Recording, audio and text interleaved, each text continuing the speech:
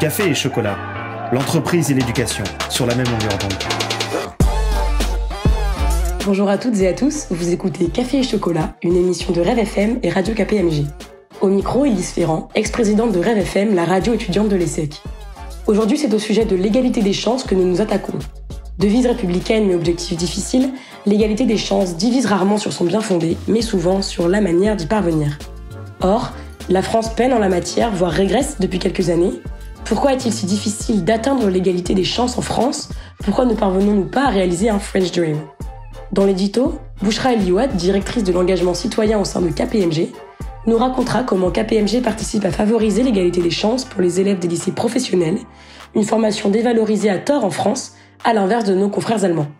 Ensuite, c'est Pauline Cachou, vice-présidente de Rêve FM, qui aura le plaisir de s'entretenir avec Fabienne Peraldi-Leneuf, vice-présidente de l'Université Paris-Sorbonne, pour qu'elle nous livre son analyse du sujet, à la fois en France et dans l'Union européenne. Enfin, cette émission s'achèvera sur 90 secondes de littérature, avec Basile Duflou, président de Rêve FM. Entre désir, nature et histoire, découvrez Dalva de Jim Harrison. Mais tout de suite, l'édito. L'édito.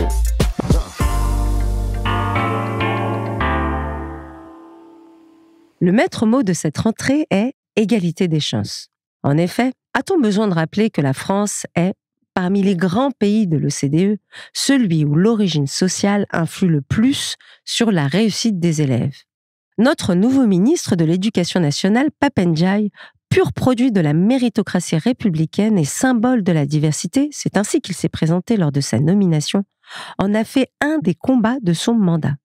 Parmi les grands défis de l'éducation, je citerai la profonde crise des vocations, le manque d'accompagnement des élèves issus de milieux défavorisés, l'ajustement de la réforme du lycée et surtout, ou puis-je dire enfin, engager celle du lycée professionnel. Les lycées professionnels, justement, parlons-en. Depuis 15 ans, nous avons, avec KPMG, noué des relations de proximité et de confiance avec une quarantaine de lycées professionnels localisés dans les quartiers politiques de la ville sur l'ensemble du territoire.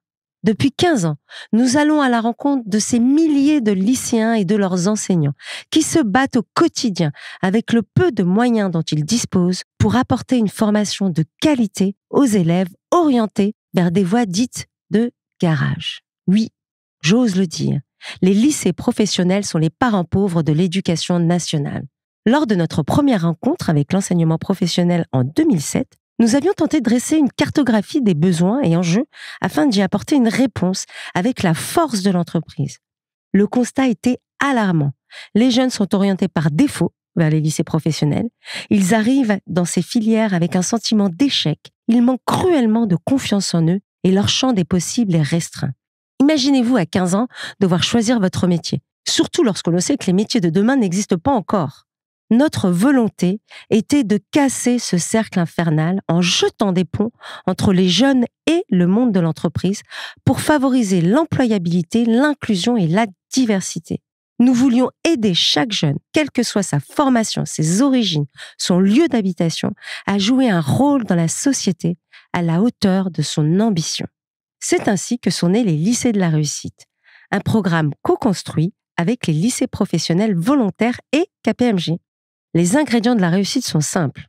Des collaborateurs engagés se rendent dans les classes pour animer des ateliers, rencontrer les jeunes, leur expliquer le monde de l'entreprise, la diversité des parcours professionnels. Des journées découvertes de l'entreprise sont organisées dans nos différents bureaux. Des interventions de coachs sont dispensées dans les classes pour leur redonner confiance en eux. Des financements sont accordés pour mener des projets pédagogiques innovants portés par les professeurs et les élèves. Enfin, des stages rémunérés sont proposés aux jeunes. Ce qui est formidable avec ce programme, c'est que nous travaillons main dans la main avec les enseignants pour leur apporter toute la puissance de l'entreprise au service des jeunes. En 15 ans, les résultats sont probants. Meilleur taux de réussite au bac pour les classes accompagnées, meilleure orientation à Parcoursup et plus de motivation à poursuivre leurs études vers les licences professionnelles par exemple. Et le plus gratifiant, c'est de voir les jeunes envisager leur avenir plus sereinement. La satisfaction des professeurs qui apprécient la relation avec nos professionnels, la force de la coopération entreprise-lycée professionnel pour atteindre un seul et même objectif, la réussite éducative des jeunes. Dès lors, je souhaite beaucoup de succès à Carole Grosjean, ministre déléguée chargée de l'enseignement et de la formation professionnelle, placée sous la double tutelle des ministres du Travail et de l'Éducation nationale. Elle a pour mission d'entamer cette transformation profonde des lycées professionnels. Dans sa feuille de route figurent des propositions sur l'autonomie des lycées pour identifier des formations d'avenir en lien avec les besoins des entreprises. Les temps de stage augmentés d'au moins 50% et mieux rémunérés. Et enfin, des mesures destinées à faciliter les poursuites d'études dans l'enseignement supérieur. Le président de la République a aussi annoncé la création d'un fonds de près de 500 millions d'euros pour les établissements souhaitant mettre en place un projet pédagogique spécifique. En 2022, la France semble prendre la mesure de la richesse des lycées professionnels. Nous sommes convaincus que l'égalité des chances est essentielle à notre société et que les lycées professionnels ont un rôle clé à jouer pour former les jeunes qui construiront le monde économique de demain. Suivez ce beau mouvement. L'interview.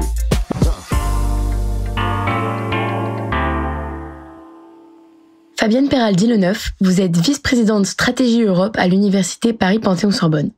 Vous pilotez le projet d'université européenne Una Europa et à ce titre, vous coordonnez la politique de recherche dans le domaine européen. Docteur en droit public et droit européen et professeur de droit public européen, vous êtes donc au cœur de l'éducation. Bonjour, Fabienne Peraldi-Leneuf. Bonjour Pauline, bonjour à tous, merci de me recevoir. Lors de sa prise de fonction en juin dernier, le nouveau ministre de l'Éducation Pap Ndiaye s'est fixé 5 grandes directions stratégiques. La première d'entre elles porte sur la lutte contre les inégalités sociales. À votre niveau, quel constat faites-vous de l'égalité des chances en 2022 en France ? Je vous avoue, il est difficile de faire un constat car je n'ai pas d'éléments suffisants ni de chiffres suffisamment précis pour cela. En revanche, évidemment, on ne peut qu'adhérer à cette priorité. Tout simplement parce que, et d'ailleurs on peut formuler quelques remarques, les années de crise économique, sociale, sanitaire qui viennent de s'écouler nous permettent de mesurer l'urgence d'une démarche volontariste et politique sur l'égalité des chances, et ceci à tous les échelons, échelon local, échelon national et dans tous les secteurs de la société, et bien évidemment au sein de l'éducation nationale et de l'enseignement supérieur et de la recherche. Évidemment, une telle politique n'est pas une nouveauté réellement en France, puisque la France est l'un des pays qui, comme vous le savez, depuis le XVIIIe siècle, est le plus attaché au plan mondial et européen à l'égalité des citoyens, même si les résultats ne sont pas toujours à la hauteur des initiatives qui sont prises et des politiques menées. Mais s'agissant de l'éducation nationale et de l'enseignement supérieur et de la recherche, le sujet est véritablement déterminant car ici, ce sont les jeunes, les enfants, les jeunes, les étudiants qui sont touchés, c'est-à-dire notre société future, la société de demain. Mais ce sujet est vraiment complexe parce que l'égalité des chances doit être appréhendée, selon moi, sous de multiples aspects, de multiples critères. Les critères sociaux, bien évidemment, territoriaux, géographiques, je pense à la ruralité, évidemment au territoire, à la périphérie des villes, mais aussi sur des critères communautaires ou relatifs aux critères qui sont liés au genre ou à l'âge éventuellement. Et ils visent évidemment l'accès à l'éducation, la poursuite des études et les débouchés et ouverture sur le marché de l'emploi. Donc c'est dire donc que ce sujet est à la fois complexe et déterminant. Compte tenu de ces éléments, eh bien, je pense que notre ministre a une lourde tâche devant lui et on ne peut que lui souhaiter bon courage. Vous pilotez le projet d'université européenne Una Europa, une alliance entre 11 universités européennes. Feriez-vous le même constat dans les autres pays européens ? Alors, votre question est également difficile, même si elle sous-entend un déficit de l'égalité des chances. Il est probable que la situation soit la même partout en Europe. Elle peut être aussi même bien pire dans certains pays européens qui n'ont pas de tradition égalitariste ou sociale comme celle de la France. Alors, on peut penser au Royaume-Uni, bien sûr, qui a quitté l'Union européenne, notamment en raison de ses problèmes sociaux et qui a choisi le repli. Et dans la situation économique, d'ailleurs, avec l'inflation, la faillite des services publics et une politique libérale, n'ira probablement pas en s'améliorant. Et puis, chez nos autres voisins de l'Union européenne, il est évident que la priorité n'est pas la même partout, dans tous ces pays. Les pays du Nord, parce que tout simplement ces pays ont des traditions qui sont très différentes, des cultures très différentes. Les pays du Nord sont très avancés, peut-être plus que nous, sur des questions d'égalité des chances, mais par exemple liées au genre ou à l'identité sexuelle. Les pays du Sud sont confrontés à des réalités différentes, géographiques. Je pense à l'Italie, par exemple, l'Italie du Nord, l'Italie du Sud. L'égalité des chances, du point de vue social, n'est pas la même, de la même manière. En Espagne, entre l'Espagne du Sud et puis la Catalogne, qui est la région la plus riche d'Espagne. Donc, vous voyez, les disparités sont très grandes. Et c'est la raison pour laquelle, en Europe, il faut souligner en tout cas dans l'Union européenne, il faut souligner qu'il y a une politique menée par l'Union européenne qui est tout à fait importante et fondamentale pour les Européens en matière sociale. Alors, c'est assez récent, une quinzaine ou une vingtaine d'années seulement, mais quand même, l'Union a adopté progressivement salaire minimum, nombre d'heures hebdomadaires minimales, de nombreux textes sociaux en faveur des femmes, je pense au congé maternité, la protection sociale, ou des textes qui protègent évidemment les enfants. Et dans l'Union européenne, nous avons la chance d'avoir des droits fondamentaux qui sont inscrits, qui sont respectés.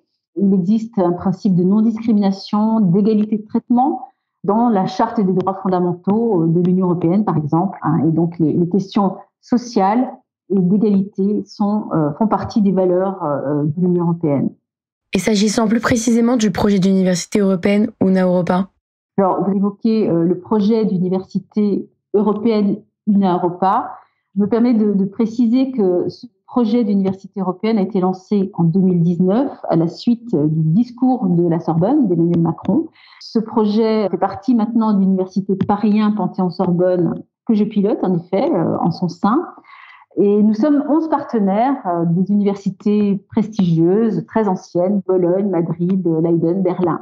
Et si je vous parle de cette université européenne, c'est parce que l'objectif est de créer justement un campus européen intégré, inclusif, qui propose des recherches communes, des diplômes conjoints de licence, des diplômes de master, des diplômes de doctorat ou des formations innovantes. Alors on parle aujourd'hui par exemple de microcrédit, de MOOC, et tout ceci dans des domaines pluridisciplinaires.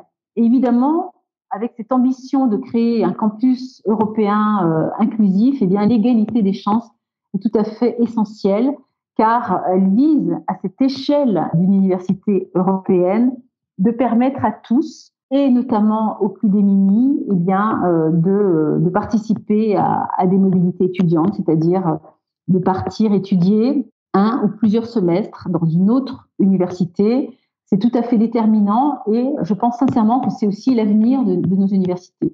Donc c'est pourquoi cette université européenne Una Europa a mis en place, donc c'est un exemple que je peux vous donner, un conseil de la diversité qui est transversal, qui est composé des référents égalité de chaque université partenaire.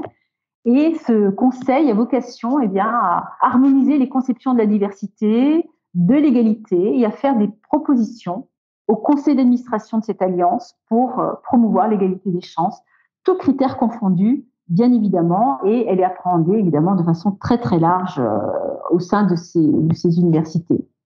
Et puis pour compléter ce propos, je pourrais vous donner un exemple qui est très récent. Nous avons décidé au sein de cette alliance de créer une école d'été à Édimbourg en mois de juillet et d'août et de faire profiter des étudiants qui n'auraient jamais pu partir en mobilité, justement de leur faire profiter de cette formation exceptionnelle et de rencontrer leurs camarades et leurs alter ego européens. Il y aurait évidemment beaucoup de choses à dire sur cette initiative européenne que je trouve vraiment tout à fait remarquable parce qu'elle contribue justement à forger une communauté européenne, notamment sur le sujet de l'égalité des chances, et elle devrait permettre d'influer sur les pouvoirs publics et donc les pouvoirs publics européens, mais aussi des gouvernements, afin qu'ils aillent plus loin pour développer et en tout cas prendre à bras-le-corps cette urgence de l'égalité des chances. Le sujet de la diversité et donc de l'égalité des chances est au cœur du projet Una Europa. À votre avis, la question de l'égalité des chances peut-elle être véritablement traitée à l'échelle de l'enseignement supérieur ? Eh bien, oui, mais l'enseignement supérieur est un échelon parmi d'autres, bien évidemment. Il n'est pas censé réparer les insuffisances précédentes, mais au contraire développer en son sein cette égalité des chances. Alors évidemment, ça passe par une politique stratégique d'établissement très clairement affirmée. À la Sorbonne, eh bien, pas rien, Panthéon-Sorbonne, nos vice-présidents qui sont chargés de la formation et de la vie étudiante sont extrêmement présents et très à l'écoute des étudiants.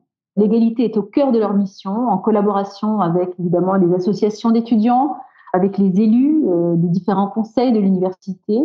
Et sachez qu'aucune formation, aucun diplôme, aucune maquette, ni aucune initiative n'est discutée sans que ne soit abordée la question essentielle de l'égalité des chances, l'égalité pour tous. Donc c'est un sujet auquel les étudiants évidemment sont très très sensibles. Et d'ailleurs, c'est le rôle fondamental de l'université. Ces questions nous amènent aussi à discuter très régulièrement de deux autres sujets essentiels qui sont liés aussi à l'égalité des chances, qui sont la question des frais d'inscription et la question de la sélection à l'entrée de l'université.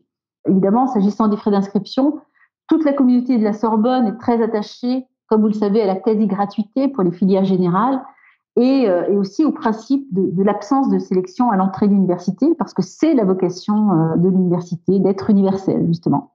Alors évidemment, il y a des exceptions, avec la multiplication de filières dites sélectives. Alors je pense aux doubles diplômes, qui sont des doubles diplômes souvent franco-étrangers ou pluridisciplinaires, mais qui sont néanmoins sélectifs. Ça signifie que maintenir une haute exigence en matière d'égalité des chances, c'est quand même un véritable enjeu pour l'université qui passe par du volontarisme.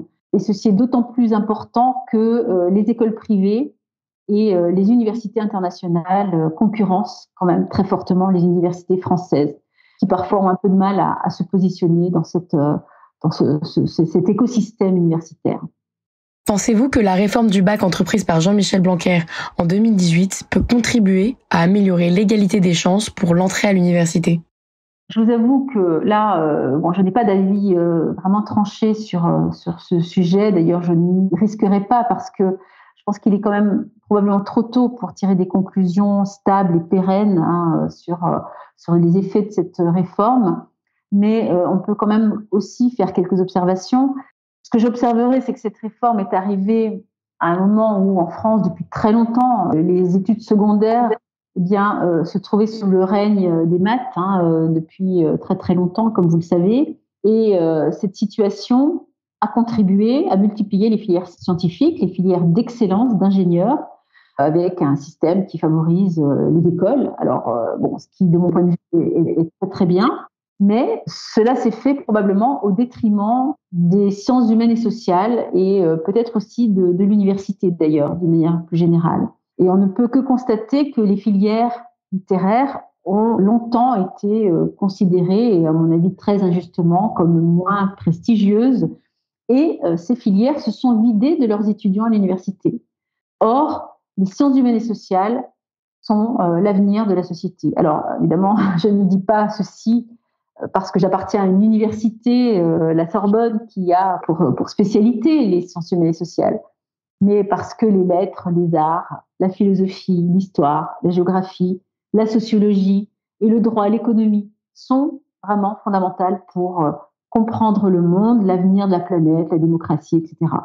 Donc il me semble que la réforme du bac avait aussi pour objectif de modifier cette situation qui faisait des maths la discipline privilégiée. Et il s'agissait probablement de contribuer à forger cette culture des sciences humaines et sociales, à la renforcer pour proposer des filières plus généralistes, plus interdisciplinaires, donc qui valorisent toutes ces disciplines. Voilà. Alors, en ce sens, évidemment, j'y suis favorable à cette réforme pour les raisons que je viens d'évoquer. Mais bien sûr, et à contrario, on ne peut aussi que constater que, comme pour toute réforme, il y a aussi des effets pervers et que le fait est que les étudiants aujourd'hui se détournent, semble-t-il, des filières scientifiques, ce qui est aussi tout à fait dramatique pour les sciences et l'excellence française dans le domaine des sciences. Justement, Seuls 59% des élèves de terminale étudient encore les mathématiques, contre 90% avant la réforme du bac, avec un impact sur l'enseignement supérieur. Faut-il s'en inquiéter pour la compétitivité future des entreprises françaises, étant précisé que cette baisse drastique n'est observée qu'en France? Je dirais oui et non. Il faut évidemment s'en inquiéter parce que nous devons évidemment redresser la barre rapidement et tout faire pour diversifier les publics dans ces formations scientifiques. Il faut continuer à les soutenir, attirer les jeunes filles comme d'ailleurs attirer les garçons dans les filières sciences humaines et sociales. Néanmoins, il ne faut pas non plus s'inquiéter outre mesure, car nous n'avons pas finalement perdu beaucoup de temps. La France peut tout à fait rester un fleuron scientifique dans certains secteurs. Elle l'est d'ailleurs dans de nombreux secteurs scientifiques. Et puis surtout, ce que je constate en tant qu'universitaire, c'est que les universités vraiment ont considérablement évolué. Ce sont des entités qui bougent énormément, qui sont à la pointe, qui innovent dans tous les domaines, pas simplement dans le numérique, le développement durable, le climat, mais aussi dans les sciences humaines et sociales. Elles sont de plus en plus attractives pour les étudiants et offrent vraiment des filières très nombreuses et tout à fait intéressantes. Les étudiants peuvent être très mobiles et faire des choix de rester en France, mais aussi de partir en Europe, à l'étranger, etc. Donc, en somme, mon discours est quand même positif parce que je ne souhaiterais pas trop inquiéter vos auditeurs. Nos universités françaises, de mon point de vue, sont à la pointe et restent néanmoins très attractives, ce qui n'empêche pas, évidemment, de rester vigilants. Il y a quelques mois, au micro de Radio KPMG, Vincenzo Vizzi, le doyen de l'ESSEC, affirmait que selon lui, l'égalité des chances n'était pas une affaire de chance, mais de volonté. Partagez-vous cet avis ? Vincenzo Vizzi a évidemment tout à fait raison. Cela nous ramène, alors excusez-moi si je vais vous parler en juriste, mais aussi à la question fondamentale de ce que signifie l'égalité. Alors, je vais vous renvoyer à l'histoire de ce concept, mais si depuis la Révolution, comme vous le savez, les hommes naissent égaux en droit, eh bien cette égalité formelle, juridique est insuffisante. Les juridictions françaises et européennes aussi, bien sûr, eh bien, promeuvent depuis longtemps l'égalité réelle, l'égalité de fait, l'égalité de situation. Et donc, c'est à cette égalité-là que fait référence le terme égalité des chances. Donc, ça suppose qu'il y ait une intervention positive des pouvoirs publics et donc du volontarisme politique, de la volonté pour donner à chacun sa chance. On pourrait, peut-être pour conclure justement à ce propos, citer ce que disait Victor Hugo dans Les Misérables. Finalement, la première égalité, c'est l'équité. Un grand merci à vous, Fabienne Peraldi-Lenneuf, pour cette interview. Merci à vous, Pauline. C'était un vrai plaisir de participer à cette émission, surtout sur un sujet aussi essentiel que celui de l'égalité des chances. Notre coup de cœur culturel.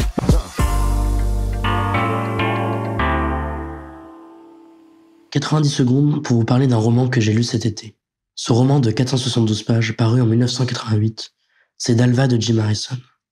Sur les conseils de mon frère, j'ai donc ouvert ce livre qui était déjà passé entre les mains de mon père puis de ma sœur. Dès les premières pages, j'ai été saisi par le style américain de Jim Harrison. J'aime quand les scènes s'enchaînent sans transition. J'aime quand l'auteur laisse volontairement son lecteur dans le flou. J'aime devoir relier les histoires des différents personnages sans qu'on me tienne par la main. De cette manière, je trouve que le lecteur se plonge naturellement dans le mode de pensée de l'auteur. Au-delà de l'intrigue et des personnages très attachants qui nous tiennent en suspens, Jim Harrison nous livre ses réflexions sur l'histoire avec un grand H, sur le désir, sur la sexualité et sur l'être humain en général. Et comme le fait le roman américain, laissez-moi vous embarquer sans transition dans l'univers de Dalva. Le roman commence à Santa Monica dans les années 80. Originaire d'un ranch familial situé dans le Nebraska, Dalva est une femme riche mais sans en avoir l'apparence, aux antipodes du matérialisme américain. Elle grandit entourée de figures masculines qui disparaissent les uns après les autres. Criblée par le deuil, Dalva reste pour autant une grande amoureuse de la vie et une figure qui en impose par son esprit et sa beauté. Elle finit par revenir dans son Nebraska natal et reprendre le contrôle de sa vie en compagnie d'un historien, Michael, qui découvre l'histoire de sa famille, intimement liée à celle du peuple Sioux et à sa lente extinction. Au travers de ce magnifique livre, Jim Harrison dénonce le traitement des Indiens d'Amérique sans jamais tomber dans le moralisme. En réalité, il cherche plus à nous les faire comprendre, à nous faire découvrir leur monde, bien plus surnaturel et merveilleux que le nôtre. Ce que j'ai le plus apprécié dans ce livre est la subtilité avec laquelle Jim Harrison parvient à aborder n'importe quel sujet. Il écrit un livre où réflexion et intrigue s'enlacent. Il trouve un juste équilibre entre les propos philosophiques et la légèreté d'une histoire romantique. Vous souhaitez être transporté au fin fond des États-Unis. Vous voulez galoper dans les grandes plaines de l'Amérique, au milieu des coyotes et des serpents. Vous désirez vous évader de ce monde dominé par le virtuel, ou encore fuir l'environnement stressant de la ville. Pas la peine de voyager. Rendez-vous dans une librairie, achetez ce petit chef-d'œuvre et lâchez prise. Perdez-vous comme Dalva et Michael se perdent quand leur désir s'impose à eux.